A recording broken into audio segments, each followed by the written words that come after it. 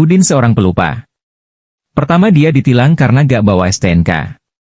Beberapa hari kemudian ditilang lagi karena gak bawa SIM. Terakhir, oleh polisi yang sama, Udin ditilang karena gak pakai helm. Kamu lagi, kalau pelupa jangan bawa motor, jalan kaki saja, kata Pak Polisi. Beberapa hari kemudian Udin lewat ke jalan itu lagi tanpa membawa surat-surat lengkap yakni STNK, SIM dan helm. Tapi kali ini Udin heran karena polisi itu cuma senyum. Penasaran akhirnya dia bertanya. Pak Polisi kok enggan nilang saya, tanya Udin. Buat apa, kan kamu gak pakai motor. Udin bangun kesiangan setelah semalaman nonton bola. Dia pun berangkat ke sekolah dengan tergesa-gesa. Di perjalanan, Udin baru ingat bahwa dia belum mengerjakan PR matematika. Saat Udin tiba di kelasnya, pelajaran matematika baru saja dimulai. Udin, kenapa kamu terlambat? Tegur bu guru dengan nada tinggi. Maaf bu. Saya ditodong seorang pria di perjalanan, jawab Udin. Oh kamu gak apa-apa kan tapi Udin, kata bu guru dengan suara yang melunak. Apa yang diambil penodong itu? Uang jajanmu ya, tanyanya. Gak apa-apa bu. Uang jajan saya juga masih utuh. Penodong itu cuma mengambil buku PR matematika saya. Udin berjalan kaki ke pasar. Untuk menyingkat waktu, dia tidak menggunakan jembatan penyeberangan orang, melainkan memilih menyeberang jalan. Sewaktu dia mau menyeberang tiba-tiba ada sebuah metro mini nyelonong. Sopirnya marah-marah, kalau nyeberang jalan pakai mata dong. Untung saja pengalaman aku sudah 10 tahun pegang setir, kalau kagak pasti ketabrak lu. Udin pun tak mau kalah. Ngomong yang benar, baru 10 tahun saja pegang setir udah sombong. Gue udah 25 tahun pengalaman nyeberang jalan aja kagak sombong. Udin baru saja ditinggal nikah gadis pujaannya, ia berencana bunuh diri di suatu jembatan, beberapa detik sebelum dia melompat, terdengar suara lembut memanggilnya. Dia membatalkan niatnya, ternyata ada seorang nenek tua renta dan jelek. Kenapa kau ingin melakukan hal bodoh ini anak muda? Maka ceritalah Udin kepada si nenek. Kau masih jauh lebih mending dibanding aku anak muda. Aku ini sebenarnya adalah seorang putri cantik jelita yang sedang dikutuk seorang nenek sihir. Kutukanku baru bisa terlepas kalau ada seorang pemuda yang mau berhubungan denganku sebanyak 10 hari berturut-turut. Maka terjadilah hal-hal yang diinginkan, tepat di hari ke-10 Udin menagih ke si nenek jelek tadi. Kok nenek gak berubah jadi putri? Tanya Udin kesal. Berapa usiamu anak muda? 25 tahun. Nak, hari gini kamu masih percaya dongeng yang aku buat. Tapi makasih ya, enak loh. Ayahnya Udin mendatangi guru matematika sekolah dasar tempat anaknya menimba ilmu. Kepada guru itu, dia bertanya soal hasil ujian anaknya karena sudah diulang 3 kali tetapi belum juga lulus. Bagaimana mau bisa lulus Pak? Anak bapak itu berat sekali, ujar Pak Guru. Karena penasaran ayah Udin meminta buktinya. Coba lihat ini. 7 kali 5 sama dengan 34, kata guru. Ya ampun Pak Guru, kata ayah Udin, masa begitu saja harus gagal sih? Itu kan cuma kurang 1. Pada suatu hari, di Kyoto, Jepang diadakan festival samurai, para samurai di seluruh dunia datang, termasuk dari Indonesia diwakili oleh Udin. Peserta pertama dari India menebaskan pedangnya. Dalam sekejap seekor lalat telah jatuh di meja dalam keadaan terbelah menjadi 2 bagian. Yang kedua peserta dari tuan rumah Jepang tampil. Sekali tebas, seekor lalat jatuh di meja dalam keadaan terpotong menjadi 4 bagian. Sekarang giliran Udin tampil. Sekali tebas seekor lalat jatuh di meja, tapi terbang lagi. Para peserta pun menertawakan si Udin, lalu dengan santai Udin berkata, lalat itu memang masih bisa terbang, tapi jangan harap dia bisa punya keturunan lagi. Memang kenapa? Tanya peserta yang lain. Alat vitalnya telah saya potong dengan tebasan saya tadi. Di kelas seorang guru memberi pertanyaan matematika kepada Udin, salah satu muridnya yang paling bandel. Udin, berapa hasil dari 16 kali 16? Nggak tahu Pak. Gitu aja nggak bisa, keluar kamu. Percuma Pak, di luar pun saya nggak bisa jawab, sumpah. Seorang bapak jengkel kepada Udin anaknya karena nilai matematikanya di sekolah selalu buruk. Akhirnya dia mengancam si anak agar semangat belajar.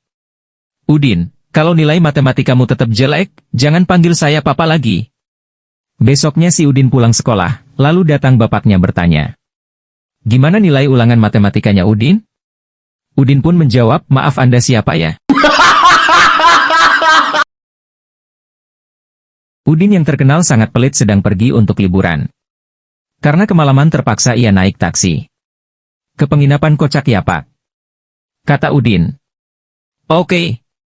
Setelah tiba di tujuan Udin pun turun dari taksi. Berapa Pak? 100.000 Pak. Dengan santai ia pun memberikan uang 50.000 ke sopir taksinya. Kurang ini Pak. Kurang gimana, itu kan sudah pas. Kan di argonya 100.000. Kita kan naik berdua jadi saya bayar 50 situ 50. Impas Han. Suatu hari Soimah, pembantu rumah tangga mendatangi majikan perempuannya. Nyonya, saya mau minta naik gaji. Kenapa saya harus menaikkan gaji kamu? Ada 3 alasan Nyonya. Pertama saya membersihkan rumah lebih bersih daripada Nyonya. Siapa yang bilang? Tuan yang bilang Nyonya. Oh, kedua, saya memasak lebih enak daripada Nyonya. Siapa yang bilang? Tuan yang bilang. Oh. Ketiga, saya diranjang lebih hebat daripada Nyonya. Apa? Apa Tuan juga yang bilang? Bukan Nyonya, tapi Parto, tetangga sebelah yang bilang kalau saya lebih hebat diranjang daripada Nyonya. Udin mengemudikan mobilnya dari pusat kota ke Taman Kencan Muda-Mudi, sementara di sebelahnya duduk gadis cantik. Setelah tiba di taman itu, si gadis berkata, kurasa aku harus berkata jujur padamu, aku adalah seorang pelacur. Beberapa saat Udin diam dan berpikir. Akhirnya dia memutuskan untuk tetap menerima kondisi itu dan bersedia membayar 300.000 untuk bercinta dengan si gadis. Beberapa menit kemudian setelah selesai bercinta, Udin berkata, sekarang kurasa aku juga harus berkata jujur padamu. Aku adalah sopir taksi, dan ongkos yang harus kau bayar untuk mengantarmu kembali ke kota adalah 300.000.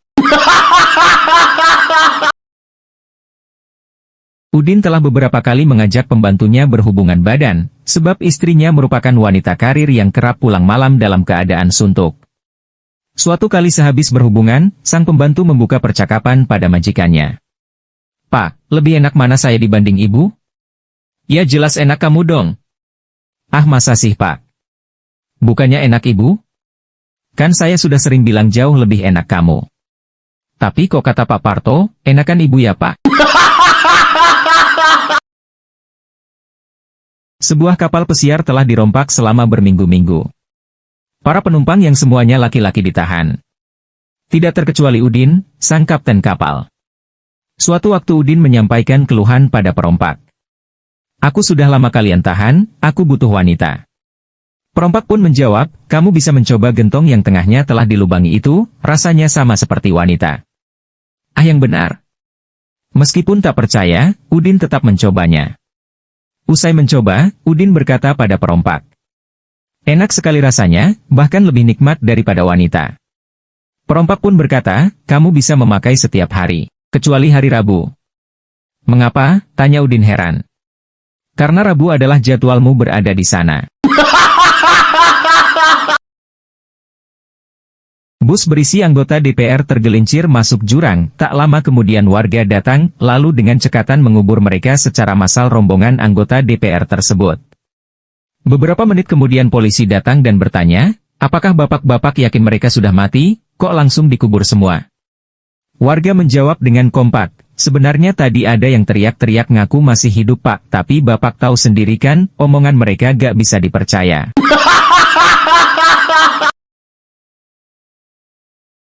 Bolehkah saya minta rokokmu sebatang? Tanya Udin pada Parto. Loh, kukira kamu sudah berhenti merokok.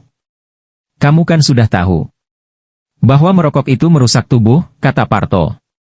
Aku memang sedang dalam proses berhenti merokok.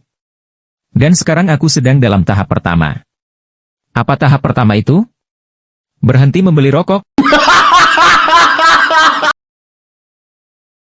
Pada suatu kunjungan di peternakan sapi, Udin dan Soimah, sepasang suami istri mendapat penjelasan bahwa sapi di sana sehat-sehat dan kuat.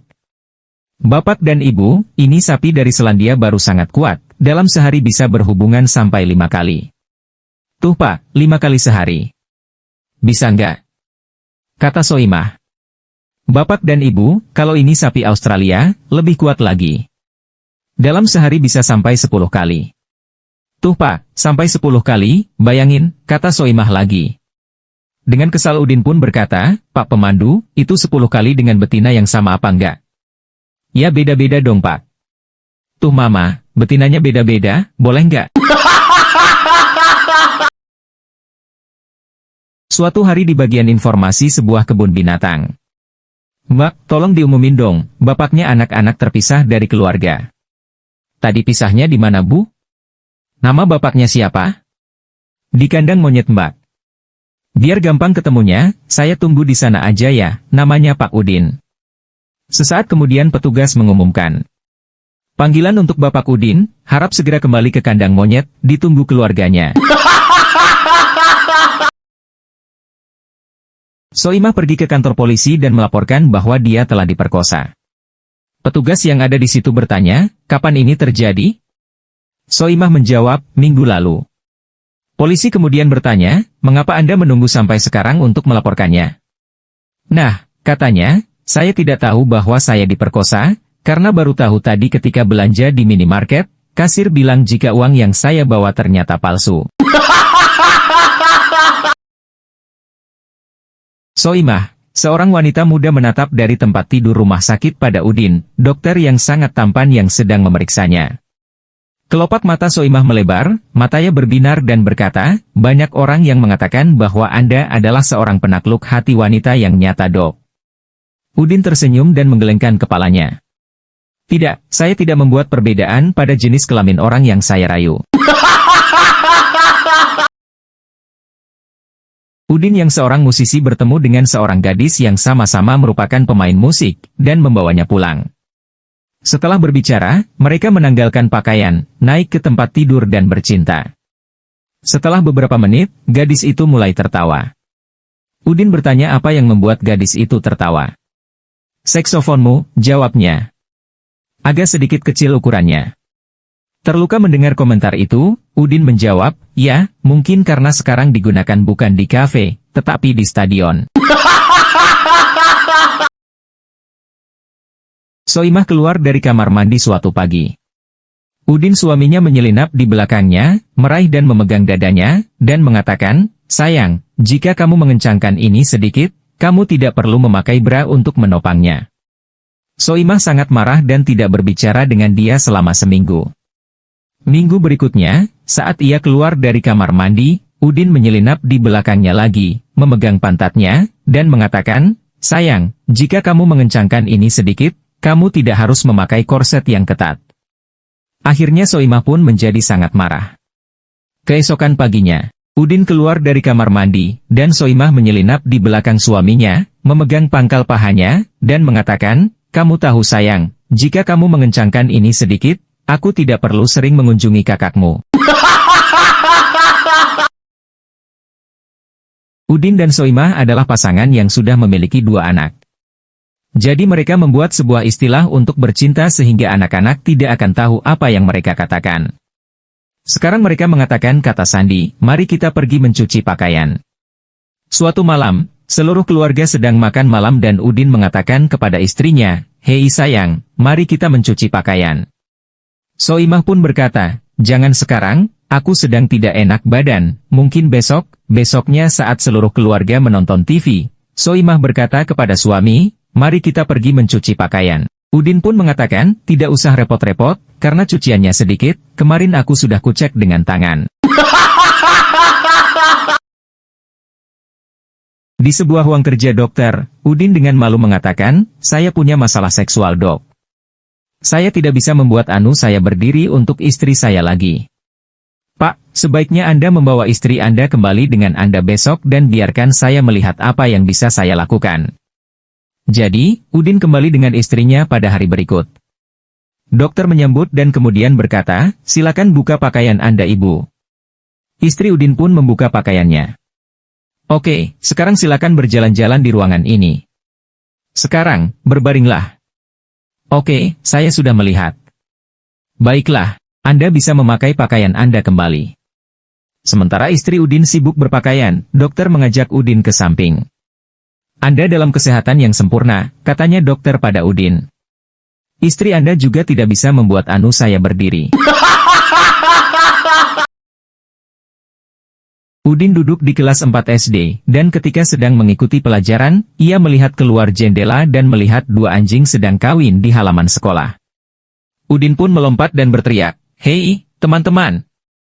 Lihat itu!" Ibu guru segera berlari ke jendela dan menutup tirai jendela kelas. Seorang gadis kecil di barisan depan berkata, "Guru, apa yang anjing itu sedang lakukan?"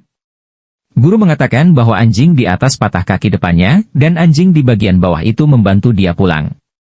Udin kemudian berkata, "Bu guru, bukankah itu seperti kehidupan? Anda mencoba untuk membantu seseorang keluar dan akhirnya malah ditusuk dari belakang." Udin, seorang profesor dari kota besar mengunjungi suku di pedalaman yang penuh dengan laki-laki. Dia bertanya, "Bagaimana kalian meredakan ketegangan seksual Anda?" "Sederhana, datang saja ke sungai besok dan kami akan menunjukkan kepada Anda." Keesokan harinya Udin muncul dan melihat sekelompok orang dekat dengan seekor keledai. Satu orang mengatakan, "Karena Anda tamu kami, Anda bisa pergi dulu." Karena Udin takut jika menolak maka akan dibunuh suku itu, Udin kemudian mulai mencium dan mulai berhubungan dengan keledai.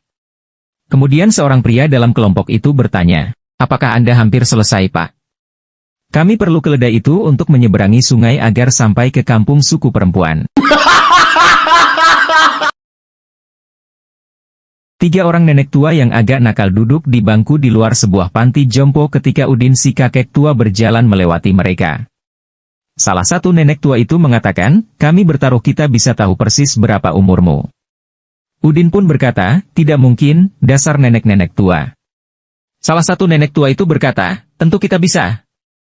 Cukup turunkan celanamu dan buka celana dalam kamu dan kami dapat memberitahu usiamu dengan tepat." Sedikit malu, tapi penasaran dan ingin membuktikan bahwa mereka tidak bisa melakukannya, Udin pun menurunkan celananya. Para nenek memintanya untuk berbalik beberapa kali dan melompat beberapa kali. Kemudian mereka semua sepakat dan berkata, "Kamu berusia 87 tahun. Berdiri dengan celana masih di sekitar pergelangan kaki, Udin pun bertanya, "Bagaimana kalian bisa menebak dengan benar?" Tiga wanita tua tertawa sambil berteriak serempak. "Kami berada di pesta ulang tahunmu kemarin."